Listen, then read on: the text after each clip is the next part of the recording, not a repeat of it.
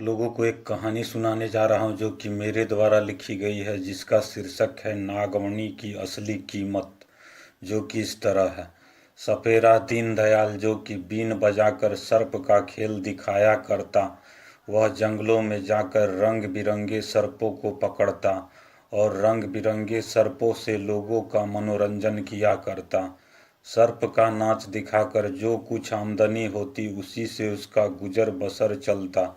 दीनदयाल के सर्प रखने के कारण आस पड़ोस के लोग डरे सहमे रहते।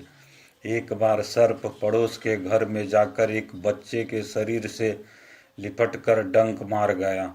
चूंकि सर्प का विष दीनदयाल ने पहले ही निकाल दिया था, इसलिए बच्चे को कुछ नहीं हुआ। लेकिन वाद विवाद इतना बढ़ गया कि बात पंचों तक पहुंच गई। पंचों ने कुछ समय देखकर सर्पों को घर से हटाने का फैसला दिया। अगले दिन जब दीनदयाल अपने घर से निकला तो कोई भी सर्प का खेल देखने नहीं आया। तब वह चिंतित होकर एक तालाब के किनारे बैठ गया। होते होते शाम ढलने को आई। तालाब से मेंढक की टर टर की आवाज़ और कीड़े मकोड़े के ची ची की आवाज़ आ रही थी। तब अचानक उसे तालाब के किनारे एक चमकती सी चीज़ नजर आती है। वह उसे नागमणि समझ बैठता और उसे चालाकी से सावधानी पूर्वक वहां से उठा लेता है। लेकिन वह नागमणि न होकर बूढ़ा मेढक का मणि होता है, जो कि नागमणि की तरह ही दिखता। वो घर आकर सारे सर्पों को घर से दूर जाकर छोड़ आता है और रात भर उस मणि से हाथ जोड़कर तरह तरह की फरियाद किया करता, लेकिन उसका कोई फायदा नहीं होता। महीनों बीत जाती है लेकिन किसी तरह का परिवर्तन नहीं होता। यह सब देखकर दीनदयाल एक दिन गुस्से में आकर मणि को फेंक देता है और सपेरा का काम छोड़ एक गाय खरीद लाता है और दिन रात उसी की सेवा में लग जाता है।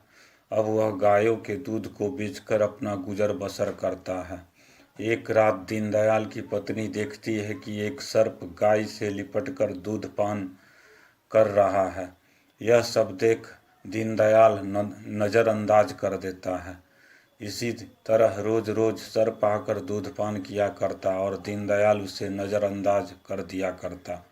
एक रात गाय के पास दीनदयाल को कुछ चमकती हुई सी चीज नजर आती है। वह गुस्से में आकर उसे अपने हाथों से उठाकर घर से बाहर फेंक देता है। दूसरे लोग रास्ते में चमकती सी चीज देखते हैं तो नागमणि समझ उसे टोकरी से ढक देते हैं। कुछ ही पलों में वहाँ एक सर्प आ जाता है। वहाँ खड़े लोगों को वह डस लेता है। टोकरी से ढका नागमणि को लेने को सांप विचलित रहता, लेकिन वह लेने में असमर्थ रहता। जो भी लोग उस रास्ते से गुजरते सर्प उसे काटने को दौड़ता। रास्ते में बाधक बने सर्प को मारने के लिए एक बंदूकधारी को बुलाया जाता है। बंदूकधारी अपने निशाने से उस सर्प को मार गिराता और नागमणि लेकर घर को लौटने लगता है।